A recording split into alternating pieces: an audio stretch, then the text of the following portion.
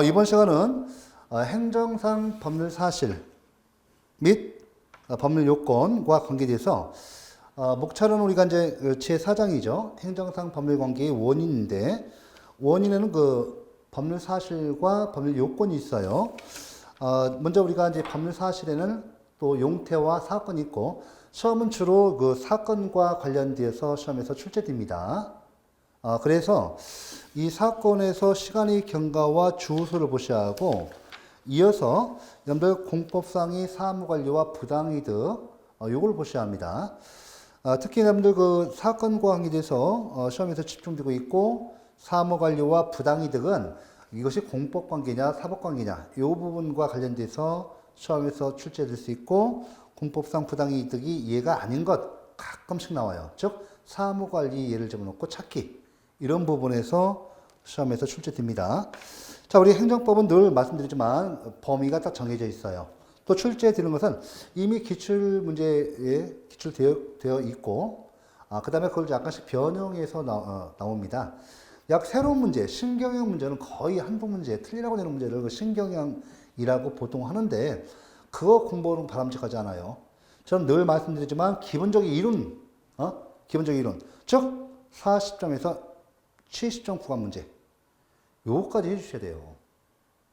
그러니까 쉽게 말하면 40점에서 정확히 얘기하면 60점 구간 문제 기본 이론을 해주시고 70점에서 90점 그 응용 문제 거죠. 이 부분은 기본 이론이 되어 있으면 응용 문제는 당연히 문제를 많이 풀므로써 해결됩니다.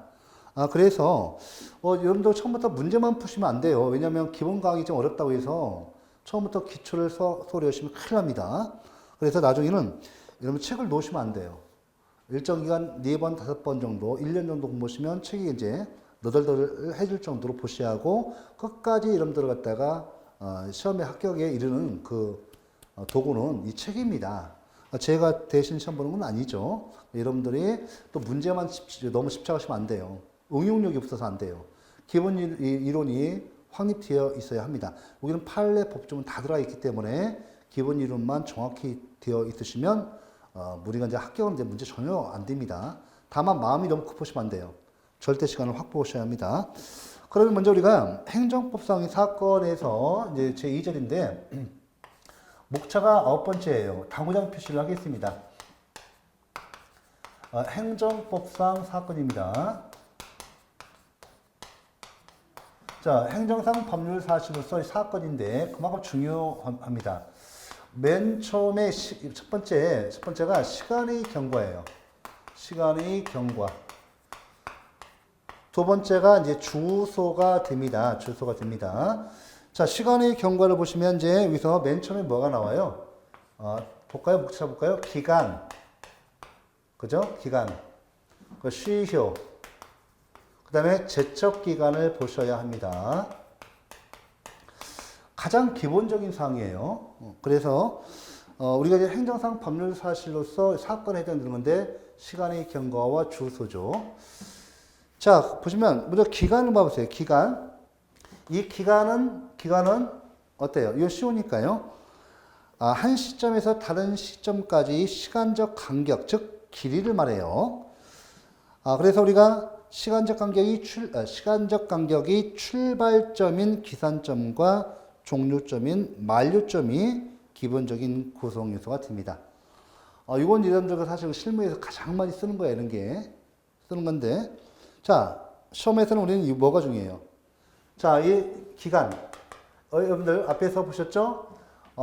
우리 일반 행정법에 있어 일반법 원리 규정이 있죠. 일반법 원리 규정은 법의 일반 원칙 규정과 법 기술적인 통칙적 규정이에요. 그러니까 일반법 원리 규정으로서 행정법의 일반 원칙과 법 기술적인 통칙적 규정. 법의 일반 원칙 규정은 앞에서 신의, 성실의 원칙, 그죠? 그 다음에 평등의 원칙, 행정의 자기 구속의 법리, 또 비례 원칙, 신뢰 보호 원칙, 부당 결부 금지 원칙 이런 것 등을 배우셨죠. 그 다음에 법 기술적인 통칙적 규정은 말 그대로 법 기술적이어서요. 이것이 사법 규정으로서의 법 기술적 규정이라고 한다면 이것이 우리 공법에서도 그대로 기술적이기 때문에 그대로 적용될 수 있는 규정을 말해요. 예를 들면 우리가 이제 여기서 가장 중요한 기간입니다. 그래서 이 기간은 원칙적으로 무슨 규정? 원칙적으로 민법에 나와 있는 우리 민법이라는 사법 규정, 민법의 규정이 유추 적용된다. 앞에서 보셨죠? 사법 규정이 적용해서 배우셨잖아요. 그죠? 민법의 규정을 유추 적용한다. 이게 중요해요. 사법. 또 이렇게 사법으로 나올 수도 있습니다. 시험에서. 사법의 규정을 유추 적용한다. 처음이니까 이렇게 이런 거 다 하지. 뭐 나중에는 다 알게 되고 이해가 되고 암기가 됨으로써 이제 그 범위가 좁아지는 겁니다. 이거 이외에는 중요한 거 없어요. 예, 딱 보시고. 그 다음에 뭐 기간의 기산점 통합 2번 있죠? 이거 좀 아셔야 돼요. 2번, 3번 정도 나왔습니다.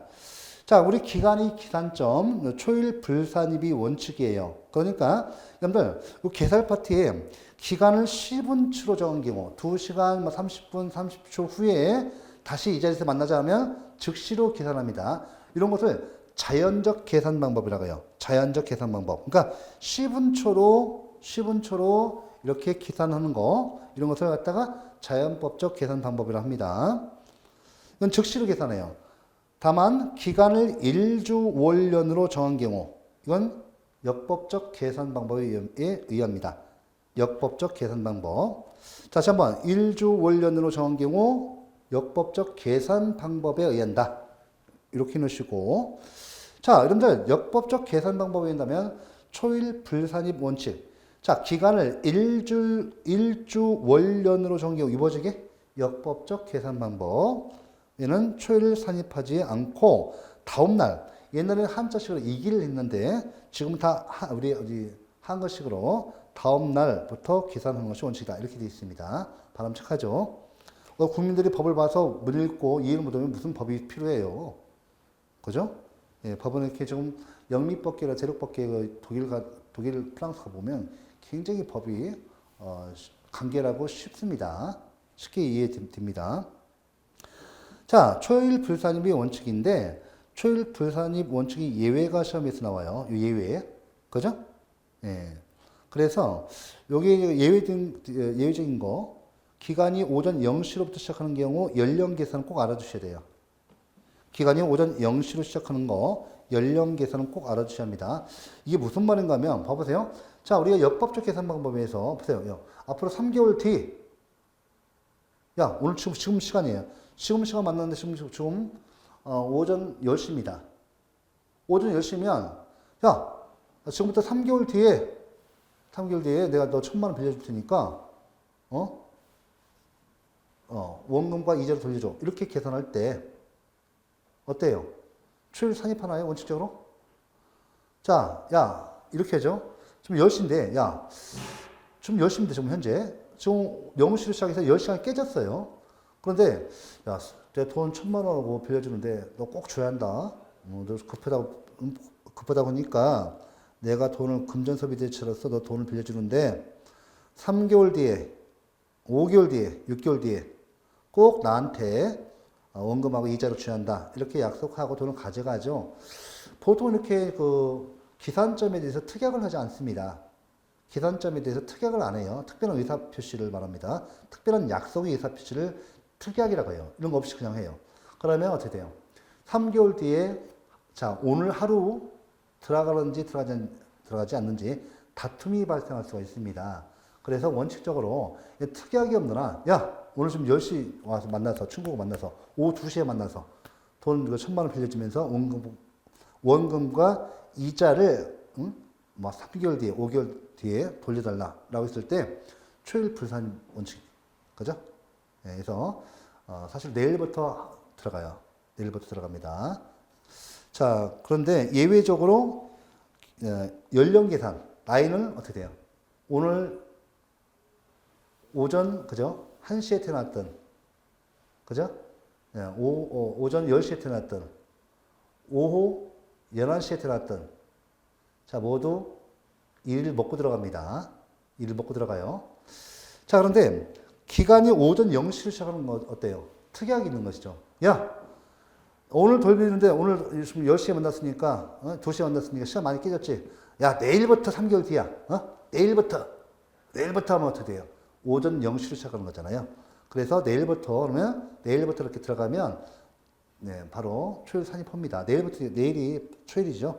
초일 산입하게 됩니다. 이런 게 매우 중요해요. 그 다음에 여러분들 됐고 기간이 만료점 봐보세요. 기간이 만료점 봐보세요. 자, 기간이 만료 역시나 역법적 계산에서 적용되는 겁니다. 기간을 일주 월년으로 정한 때는 그 기간이 말일이 종료함으로써 만료되나 기간이 말일이 공휴일인 때는 그 다음 날에 만료된다. 됐죠? 자, 그죠? 기간이 말일이 공휴일일 때는 그 다음 날에 만료된다. 됐죠? 자, 여기에 의한 계산 다시 한번 쭉 나옵니다. 자, 이거 내용 봐두시고. 그 다음에 기간의 역산 봐보세요. 기간의 역산도 기간의 계산 방법에 의합니다. 기간의 역산에 관한 따로 없어요. 기간의 역산도 역시나 초일 불산입 원칙이 적용되고 여기서 쭉 이제 반대로 가는 거죠. 이건 한번 시간 내서 보세요. 예전에는 좀 나왔었지만 지금 잘 안 나와요. 자, 중요한 것은 이제 우리가 이게 좀 됐습니다. 6월 다 됐죠. 요 좀 내용 이 정도만 파악하시면 돼요. 초일 불산입 원칙 예외적인 경우 2개 꼭 기억하시고 기간이 오전 0시로부터 시작하는 경우 연령의 계산 요거는 2번, 3번 나왔기 때문에 말씀드리고 오래전에 나왔었어요. 근데 거의 뭐 7, 8년 지나서 또 나옵니다. 자, 이어서 이제 우리가 여기 시효를 보셔야 돼요.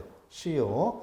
자, 시효는 여러분들 중요합니다. 시효도 마찬가지로 여러분들 기간은 법 기술적인 통식적 규정이죠. 시효도 여러분들 보시면 이것도 법이 일반 원칙 규정입니다. 시효는 법이 일반 원칙 규정이죠. 그러니까 일반법 원리 규정이 되는 거예요. 법이 일반 원칙 규정. 자, 보시면 이 시효는 두 가지 마찬가지로 이 시효에 대해서 우리 행정법에 공법에 일반법 규정이 있다 없다? 없어요. 일반법 규정이 없으면 어떡하지? 그죠? 그렇죠? 바로 사법 규정. 자, 사법 규정, 즉 민법을 갖다가 여러분들 적용이겠죠. 민법을 갖다가 적용합니다. 중요합니다. 이거 하는데 우리 민법에 가보면 민법에 민법 총칙이에요. 민법 총칙이에요. 총칙에 소멸시효가 규정되어 있습니다. 소멸시효 규정되어 있고 그 다음에 물권법에 취득시효가 되어 있어요. 취득시효가 규정되어 있습니다. 그죠? 여기 소멸시효 그 다음에 중단 정지 규정이 또 있어요. 소멸시효 중단 정지 규정이 있습니다. 정지 규정이 있어요. 규정이 있습니다. 요거 다 있어요. 이것도 이게 또 준용이에요. 준용이에요. 준용입니다. 이렇게 해서 지금 그죠? 먼저 우리가 공법에 일반법 규정이 없어요. 그래서 사법 규정을 적용한 겁니다.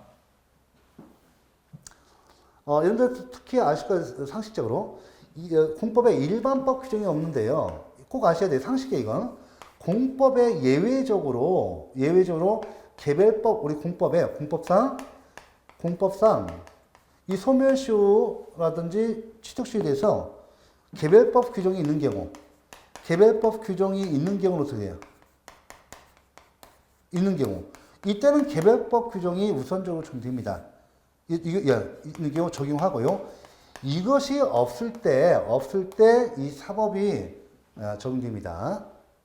사법 민법은 일반법이거든요. 그러니까 쉽게 말하면 공법에 이 시효에 관한 일반법 규정이 없고요. 첫 번째 예죠.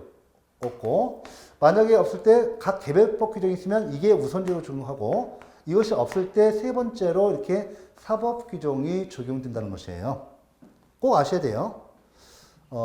여기 소멸시효 중단 정지 규정도 마찬가지예요.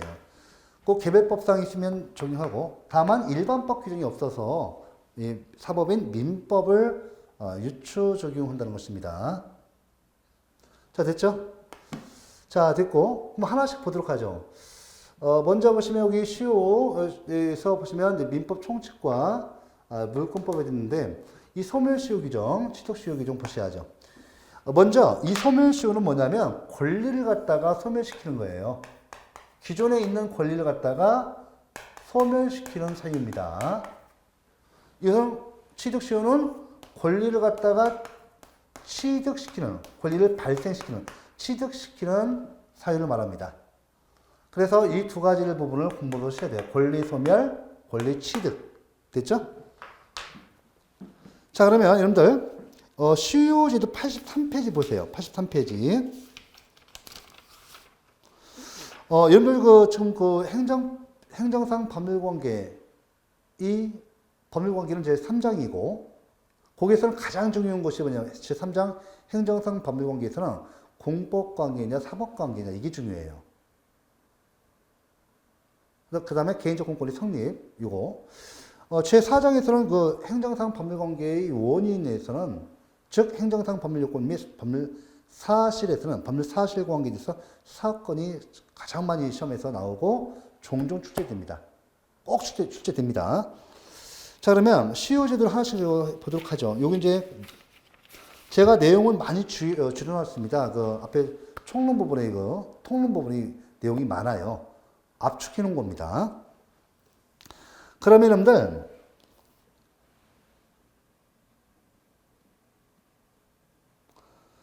그럼 시효제도 다시 한번 우리가 이걸 내용을 다시 정리할게요. 일단 이걸 보시는데 이게 일반론이고 그 시효제도에 대해서 좀 더 좀 이렇게 내용을 들어가도록 하죠.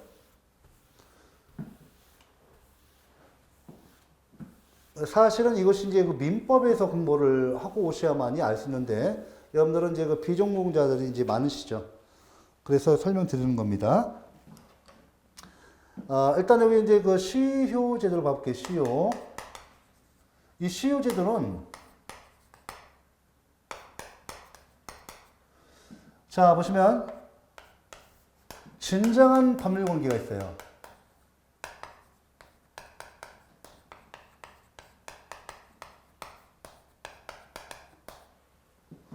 이와 반대들은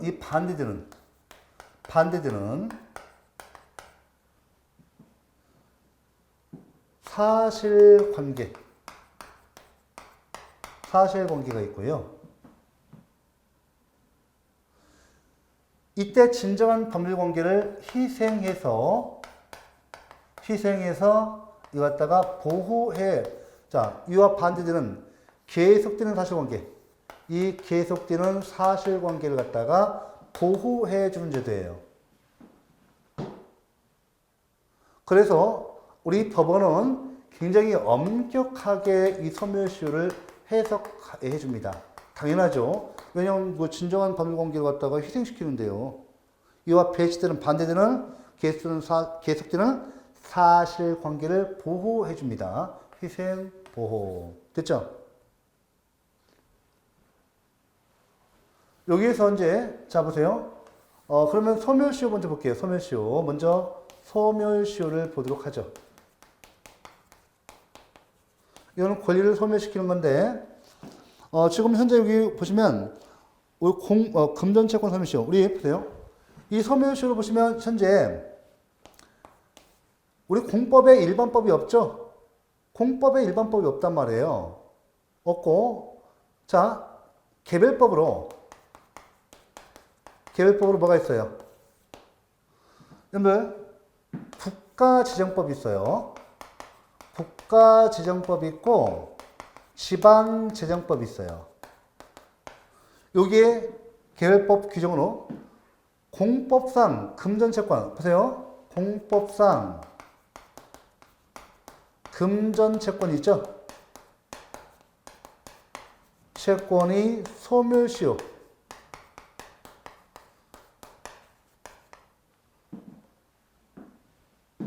공법상 금전채권이 소멸시효 기간에만 기간 요거에 대해서만 규정이 있어요. 그러니까 공법상 금전채권이 소멸시효 일반법 규정 일반 원리 규정이 있는 것이 아니라 이렇게 소멸시효 기간 규정만 있습니다. 그러니까 소멸시효 일반적인 규정은 없고 이 기간에 관한 규정이 있어요. 자, 원칙적으로 몇 년? 공법상 금전채권 소멸시효 원칙적으로 몇 년? 5년이에요. 5년. 5년. 됐죠? 자, 원칙적으로 몇 년? 5년입니다.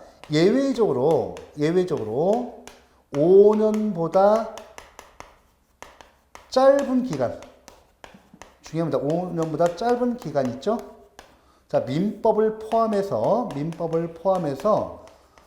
이때 5년보다 짧은 기간에 대해서 적용이 있습니다. 원칙 5년이에요. 법조문을 볼 거예요. 국가지정법과 지방지정법에 소멸시효에 관한 일반 규정이 아니라 특히 공법상 금전채권에 있어서 소멸시효의 기간에 대해서만 그 규정이 있어요.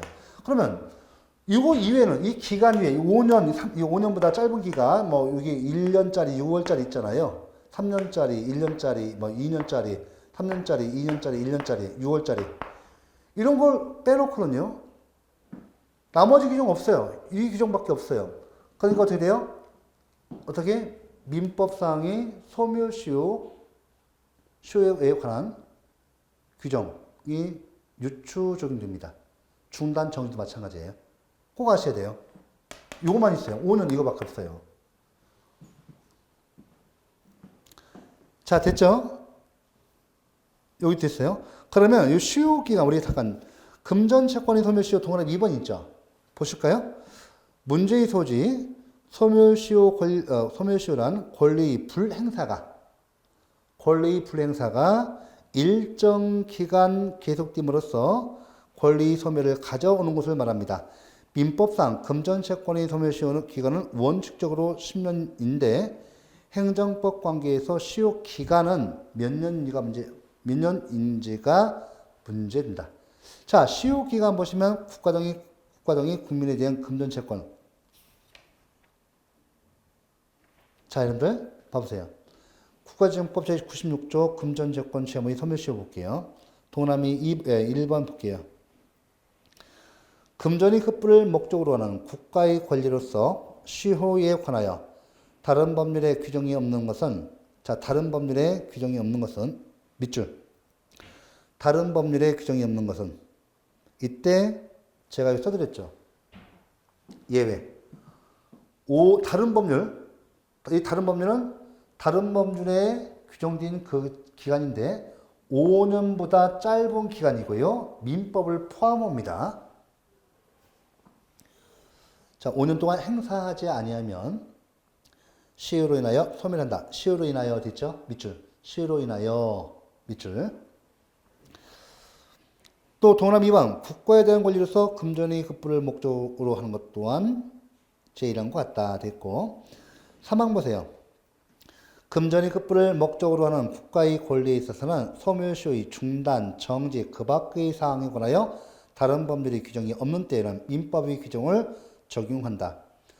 국가에 대한 권리로서 금전의 흡부를 목적으로 하는 것도 또한 같다. 자, 그 다음에 사항 중요합니다. 법령의 규정에 따라 국가가 행하는 납입의 고지는 시효 중단의 기록이 있다. 별표 3개. 자, 여러분들 국가지정법 제96조 제4항입니다. 중요합니다. 자, 여러분들 제가 말씀드렸죠. 우리 행정법에 소멸시효, 우리 행정법, 공법에 소멸시효 중단 정지 규정이 있어요, 없어요? 일반법 규정 없죠. 그렇죠. 이 개별법 규정으로 또 뭐가 있어요? 국가의 납입고지가 우리 행정법으로서 시효 중단 사이로 규정되어 있어요. 그죠? 바로 국가지정법, 지방지정법. 이와 같이 시효 중단 사이로서 개별법 규정이 우리 행정법에 있을 때는 자, 이거 있죠? 이게 우선적으로 적용됩니다. 우리 사법상 이런 건 없어요. 사법상 시효 중단 사유로 이 규정은 안 돼 있습니다. 공법에서 개별법 규정으로, 일반법 규정이 아니라 개별법 규정으로 되어 있는 거예요. 국가의 납입고지는 시효 중단 사유가 됩니다. 중요하죠. 중요합니다. 국가의 납입고지는 시효 중단의 효력이 없다 하면 틀린 지문이에요. 이런 건 다 뭐 그냥 기본적으로 다 맞출 수 있는 거잖아요. 됐고. 이때 여러분들, 중요해 이거. 우리 그 공법상 금전채권은요, 다른 법률에 특별한 규정이 있는 경우를 제외하고는 5년이 기간이 경과하면 시효로 인하여 소멸하죠. 이제 다른 법률의 특별한 규정 뭐예요? 5년보다 짧은 기간을 규정하고 있는 다른 법률을 의미하고 민법을 포함한다. 이것도 올해부터 나왔죠. 매번 나오는 거예요. 됐죠? 거기에 이제 그 원칙적으로 5년 돼 있어요. 자, 넘겨보세요. 이때 다른 법률의 의미가 84페이지 나옵니다. 84페이지에 다른 법률의 의미가 나오죠. 다른 법률의 범위에 민법도 포함될 수 있는 거? 민법도 포함한다는 것이 덧설 판례입니다. 다만 소멸시효를 단기로 규정하고 있는 국가지정법의 취지상 5년보다 짧은 기간을 규정하고 있는 경우에는 다른 법률에 포함되지만 5년보다 긴 기간을 규정하고 있는 경우에는 다른 법률에 포함되지 않는다. 중요하죠. 이것도 시험에서 계속 핵심 포인트입니다. 이게 뭐 어려워요. 다 판례 나와 있고 교재에 나와 있죠. 자, 그 다음에 다른 법률의 구체적인 예를 보세요.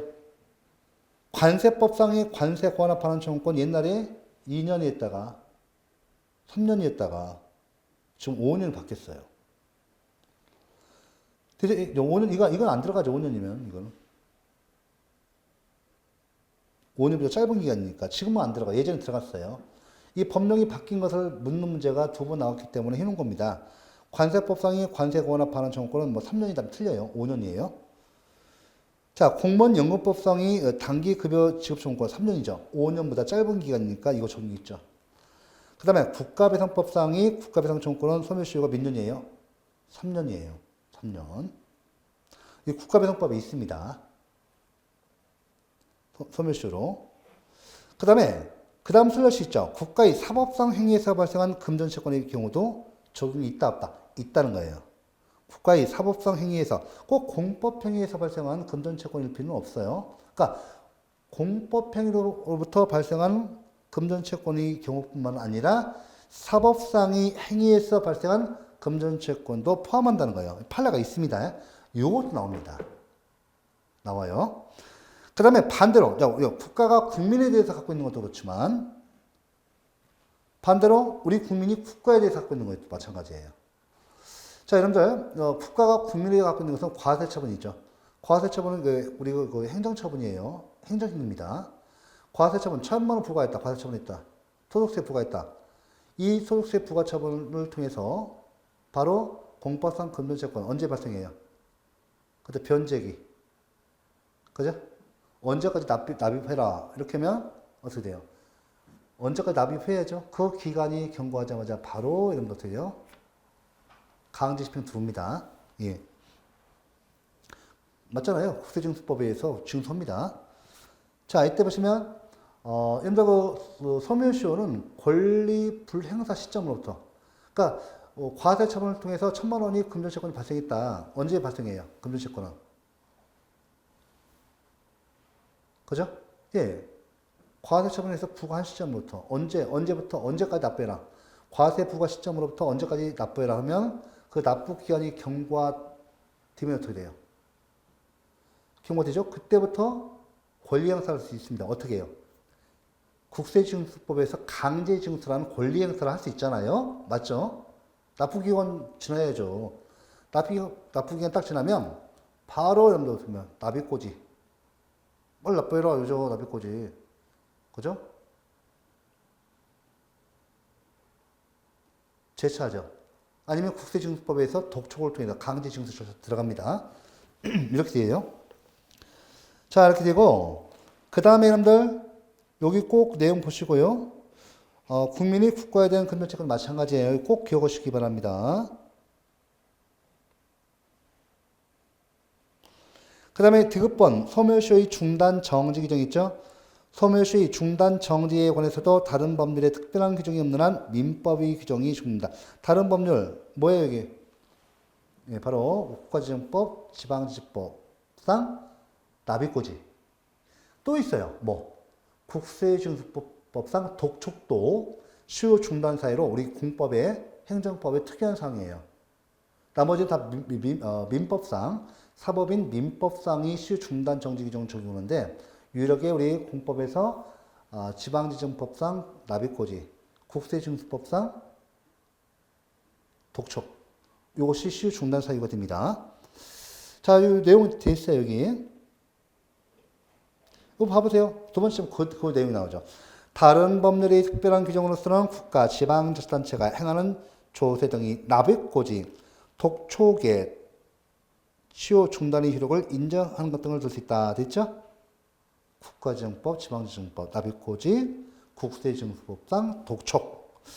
자, 여러분들 소멸시효 완성의 효과, 절대적 소멸 여부, 소송과의 관계, 소급표 있는데 필요 없고 다른 거 절대적 소멸설, 권리가 절대적으로 소멸한다는 것이 다우살이고요. 소송과의 관계에서 꼭 중요한 것이 시효 이익. 여러분 우리 시효 우리가 소멸시효 이익을 받는 자가 시효 원용을 해야 돼요. 국가가요 저한테 1,000만 원을 과세 처분했습니다. 납입기간이 있죠. 기점을 해서 5년간 권리 행사를 불행사하면 이 공법상 금전채권으로서 과세 처분에 의해서 발생한 세금 있죠. 1,000만 원이라면 1,000만 원에 대한 공법상 금전채권이 소멸 시효가 걸려서 1,000만 원에 대한 공법상 금전채권이 권리가 소멸되는 것입니다. 됐죠? 이것만 하시고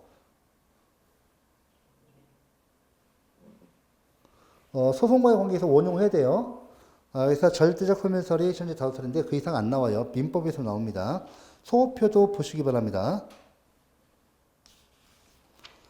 제척기간과의 구별에서 미음번 보셔야 돼요. 제척기간과의 구별 보셔야 돼요. 여러분들 이 제척기간과의 구별에서 잠깐 우리 국가지정법에서 잠깐 83페이지 보시면 국가지정법 나오죠. 제96조에 나오죠.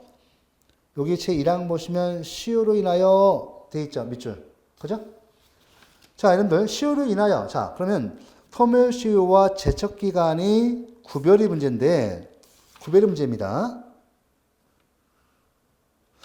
요거 보시면 여러분들 여기에는 실정법 규정이 없습니다. 그러니까 소멸시효와 제척기간이 구별, 둘 다 권리 소멸 사유인데 이걸 구별하는 실정법 규정이 없고요. 학설과 판례에 맞게 되어 있죠. 우리 통설과 판례 같은 경우는 자, 법 규정에 시효로 인하여 라고 쓰여 있으면 소멸시효, 시효로 인하여 없으면 제척기간으로 봐요. 권리 소멸 사유로서 봅니다. 그럼 제가 문제 내볼게요. 맞춰보세요. 행정심판 청구 기간이 있습니다. 보시면 자, 처분이 있음을 안 날로부터 우리 취소심판 같은 경우입니다. 취소심판은 처분이 있음을 안 날로부터 90일 이내, 처분이 있었던 날로부터 180일 이내에 심판 청구를 해야 한다라고 되어 있어요. 이 기간이 지나면 행정심판 청구권이 소멸되어서 행정심판 청구를 인정하지 않습니다. 자, 보세요. 처분이 있음을 안 날로부터 90일 이내, 처분이 있었던 날로부터 180일 이내에 제기해야 한다. 이게 제척기간 되어 있거든요. 시효로 인하여 있어 없어요? 없어요. 오케이? 시효로 인하여 없으면 제척기간, 있으면 소멸시효 규정. 이렇게 기억하시고 지금 그 다음에 이제 좀 보시면 요거까지 보셨고요. 그 다음에 취득시효를 보셔야 돼요. 그래서 우리가 이제 제척기간과의 구별해서 소멸시효와의 차이점 좀 보세요. 구별 방법은 말씀드렸고 그 다음에 소멸시효와의 차이점 그거 좀 읽어주시기 바랍니다. 특히 여러분들 그 제척기간은 그 빠른 시간, 짧은 시간 내에 빠르게 법률 공개를 신속하게 확정하기 위해서 제척기간이 중단 정지 규정이 없습니다. 그 다음에 제척기간은 소멸시효보다 짧은 기간이에요. 짧은 기간 인정됩니다. 내용 보시고 공무리 취득시효 봐볼게요. 이제 공무리 취득시효를 보셔야 합니다. 이것도 잘 해놓으셔야 돼요. 왜 잘 해놓으셔야 하는가? 이유가 있어요. 이거 다 봤죠? 제적, 이제, 취득 시효 보겠습니다. 이 취득 시효 같은 경우는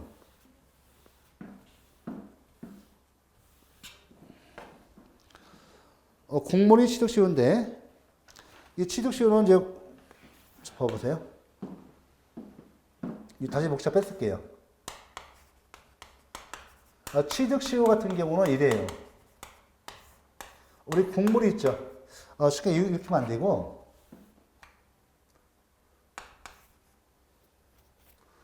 국유재산법, 국가 소유 재산을 갖다가 국가 소유 재산을 관리하는 법인데, 국유재산법이 있어요. 이 국유재산법에 있고요.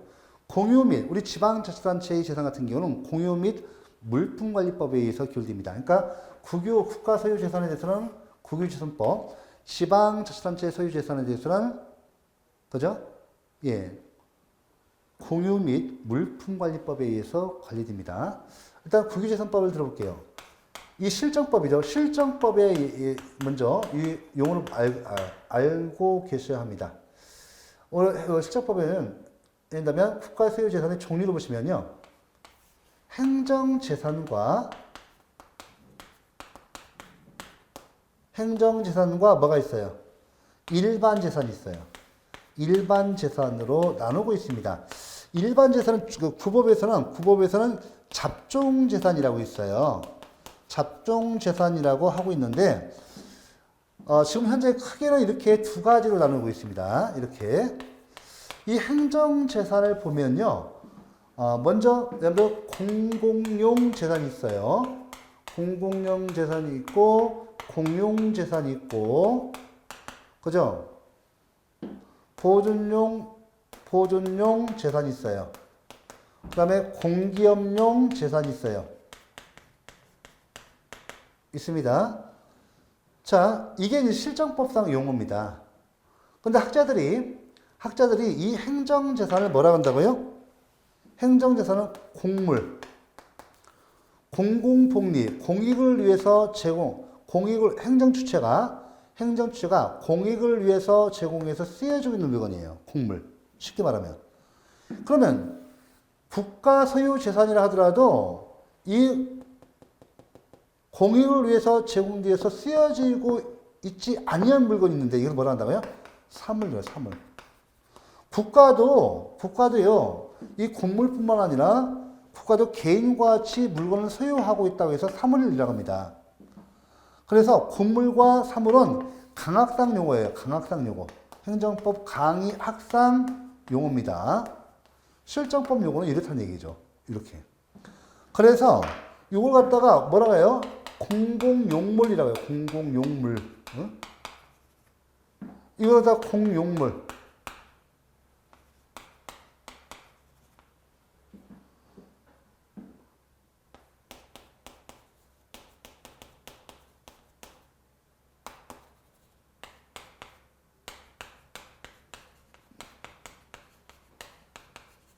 이게 그래서 이렇게 뒤에서 공물이라는 겁니다. 아시겠죠? 자, 원칙적으로 우리 공물로서 인정되기 위해서는 공물이 성립해야죠. 성립으로부터 언제까지? 공물은 언제 소멸하죠? 공물은 언제 성립하고 언제 소멸해요? 공물로서의 성격을 잃습니까? 성립은 원칙적으로 공용 지정을 위해서, 공용 지정에 의해서 공물이 됩니다. 근데 언제예요? 공용 폐지. 쉽게 말하면 공용 폐지 이전 이후죠. 이유가 있어요. 이전 이후. 여러분들 공용 지정으로부터 공용 폐지 이전까지 공물이 드는 거예요. 공물이에요. 이유는 공물이에요. 공물. 응? 공용 폐지 이유는 뭐가 돼요? 공용 폐지 이유는 뭐가 돼요? 사물이죠. 사물. 즉 뭐가 되는 거예요? 뭐가 되는 게 사물? 이 잡종재산이 되는 거예요. 잡종재산. 자, 여러분들 국가 소유 재산 중에서 일반 재산 중에서 여러분들 어때요? 예, 일반 재산 어때요? 이거 갖다 일반 재산 갖다가 공용시행 해버리면 행정재산 공물이 되는 거예요. 그럼 공물 행정재산이 됐죠? 이 공물 공용 폐지버리면 뭐로 와요? 일반 재산으로 오는 겁니다. 그래서 이 취득시효와 관계돼서 판례가 중요한데 이 우리 공물은요, 행정재산은 공용폐지가 있기 전까지는 취득시효 대상이 안 돼요. 취득시효 안 됩니다. 일단 사물인 경우는 취득시효 대상이 돼요. 중요합니다. 이게 중요해요, 이게. 이게 판례입니다. 중요합니다. 왜냐면 판례가요, 국가도 개인과 같이 똑바로 사물에 해당하는 일반 재산, 잡종재산에 대해서 관리를 잘 해라 이거죠. 개인처럼. 관리하지 않고 우리 민간인들이 뭐 국유지 들어가서 논밭 일구고 집 져놓고 살아봐요. 이때 점유율 취득시효 우리 민법에 나와 있습니다. 20년간 소유이사로 20년간 우리가 공연히 소유이사로 20년간 평온하게 점유한 사실이 있으면요, 소유권을 취득합니다. 그러니까 국가도 공연히 소유이사로 20년간 점유해서 이렇게 취득시효를 갖다 인정하니까요, 국가도 일반 재산, 잡종재산에 대해서 똑바로 관리를 해가죠. 맞죠? 그래서 요즘은 항공처리이 아주 엄격합니다. 1950년대 그때만 너무 우리 국민들이 먹을 게 없어요. 국가가 어떻게 해줄 수 없으니까 들어가서 우리 민간인들이 살 수 있는 길은 뭐예요? 뭐 국유지든 지방 공유지든 들어가서 논밭을 일구고 감자 심고 고구마 심고 옥수수 심고 집 져놓고 살잖아요. 국가가 어떻게 할 거예요? 나가라고 할 수 있습니까?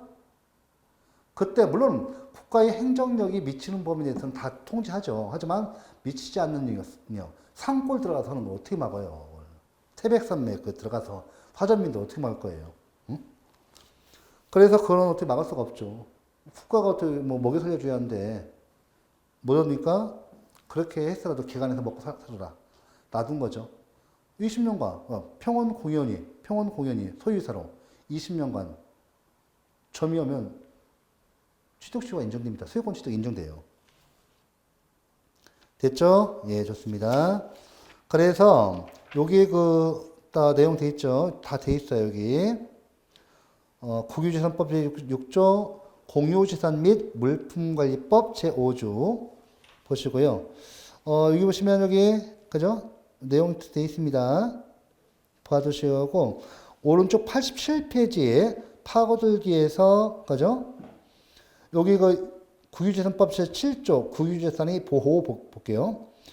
노동제 위법 또는 다른 법률에 정하는 절차와 방법에 따르지 아니하고는 국유재산을 사용하거나 수익하지 못한다. 제2항 행정재산은 민법 제245조 점유취득시효입니다. 에도 불구하고 시효취득의 대상이 되지 않는다. 행정재산 공물이죠. 공물은 취득시효 대상이 안 됩니다. 법조문 있죠? 그 다음에 공유재산 및 물품관리법 제6조 보세요. 자, 여기 마찬가지로 제2항 보세요. 행정재산은 민법 제245조에도 불구하고 시효취득의 대상이 되지 아니한다. 뭐만? 행정재산만. 예전에는 헌법재판소의 위헌 결정이 있기 전까지는 일반 재산, 잡종재산에 대해서도 취득시효 대상으로부터 금지하고 있다가 무슨 얘기냐? 국가도 개인과 같이 물건을 소유하고 있으니까 똑바로 관리해라. 이거죠. 그래서 취득시효를 인정하고 있습니다. 그래서 요 내용이 공용폐지, 입증칭, 예정공물도 공물을 취급하니까 꼭 같이 알아두시고, 일반 재산의 경우, 그죠? 취득시효 대상이 됩니다. 자, 이어서 요거까지 중요한 사항에서 제가 판서를 했고, 주소는 앞에서 보셨잖아요. 공법상 주소는 주민등록법상의 주소를 말합니다. 여기는 먼저 주민등록 형식을 갖춰야 하고 30일 이상 거주할 목적이 있어야 하고 즉 의사주의 주관주의예요. 등록 형식이다. 형식주의. 그 다음에 공법상 주소 우리 주민등록법은 이중 등록을 금하고 있습니다. 오케이? 그래서 단수주의, 단일주의를 취하고 있다. 그 다음에 이거 아시고 보시고 주소 보시고 그 다음에 거수 봐보세요. 우리 행정법상 거수가 문제되는 경우는 없다. 아닙니다. 문제되는 경우 있습니다. 주소가 없을 때 거수가 문제되는 경우가 소득세법상 있습니다. 그 다음에 89페이지에 우리가 10번째죠. 공법상의 사무관리와 부당이득은 요거는 마찬가지로 혹시 공법상 사무관리와 부당이득이 나오잖아요. 그 박스 나오면 이것의 법적 성질이 뭐냐? 사건을 골라주시면 됩니다. 지금 여기 그 공법상 사무관리 봐볼까요? 의를 봐보세요. 법률상 의무 없이 다른 사람을 위해서 그 사무, 일을 관리하는 행위를 말합니다. 자, 공법상 사무관리 인정하는 것이 다우설 판례고요. 적용법규 우리 법령의 특별한 규정, 우리 공법상 행정법의 개별법 규정이 있으면 개별법 적용이 있고 이것이 없으면 민법의 사무관리에 관한 규정을 준용해야 합니다. 따라서 사무관리 통지 의무, 비용 상환, 과실 없이 받은 손해에 대한 배상 규정 등이 유추적일 수 있죠. 일반적인 거 다 똑같아요.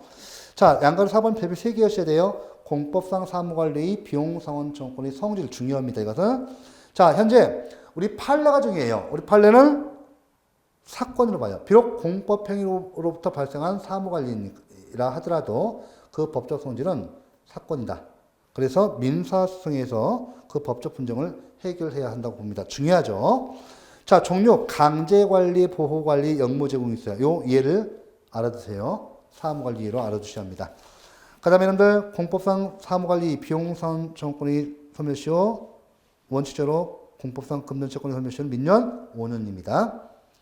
자, 그 다음에 공법상의 부당이득도 있는데 의만 볼게요. 자, 법률상의 원인 없이 타인의 재산 또는 노무로 인하여 이득을 얻고 이득 어디에 돼요? 이로 인하여 타인에게 손해를 가야 합니다. 네? 가는 것을 말하며 재산상의 이해 추정을 위해서 부당이득에 대해서는 반환 의무를 과하게 되어 있다. 그 예가 있죠. 여러분들 A, B, C, D, E 다 암기하셔야 돼요. 암기. 네? 자, 특히 2번 조세의 과원합 중요합니다. 이때 조세의 과원합은 이 조세 부과가 무효인 경우에 돼요. 꼭 적으셔야 돼요. 뒤에서 하겠지만 여러분들 그 취소할 수 있는 조세 부과 처분은요. 공정력에 의해서 취소권자가 취소하기 전까지는 그 유효성이 법률상 추정되기 때문에 부당이득이 안 돼요. 유효성이 추정되니까 이때 조세의 과원합에서는 반드시 무효인 경우에 무효인 과세처분일 때는 바로 부당이득 성립하고 부당이득 반환 청구권 행사할 수 있어요. 그거 꼭 기억하시고 자, 그 다음에 여러분들 여기 보시면 공법상 부당이득에서 적용법규 마찬가지예요. 우리 공법에 일반법 규정이 없습니다. 법령의 특별한 규정, 개별법 규정이 있을 때는 적용하고 이것이 없을 때 민법이 부당이득 반환 청구권 규정, 민법상 부당이득 규정이 적용되고 양가로 3번 역시나 똑같아요. 우리가 비록 공법상 부당이득에 의해서 발생한 청구권이지만 이것은 사건이다. 라고 판례가 보고 있어서 사건으로 봐서 이해된 법적 분쟁이 발생했을 때는 민사소송에 의한다고 봅니다. 그 다음에 공법상 부당이득에 유용해서 행정주체의 부당이득 나오죠? 조세의 과환합 같은 경우. 그런데 우리 행정객체인 사인의 부당이득도 인정돼요. 이런 거 공무원 주셔서 봉급 과액 수령 있을 때. 됐죠? 네, 좋습니다. 자, 그 다음에 행정행위 이외의 행정작용으로 하는 경우 국유지를 개인이 경작하거나 자기의 사적인 목적에 사용하는 경우 부당이득 반환 청구해야 합니다. 임대료, 임차료 상당액을 국가에 납부해야 돼요. 공법상 부당이득 반환 청구권의 소멸시효 역시나 이것도 꼭 알아주시고요. 이것도 원칙적으로 5년입니다. 자, 이상으로 좀 봤는데요. 여러분들 그게 이제 지금 행정법 통문에서 나올 수 있는 건 전부 다 했습니다. 해놓고 나머지 남은 것이 사인의 공법행위 신고 문제 이거 있잖아요. 이쪽 부분은 중위에서 다음 시간에 넘겨서 하도록 하겠습니다. 자, 이번 시간 수고 많으셨습니다.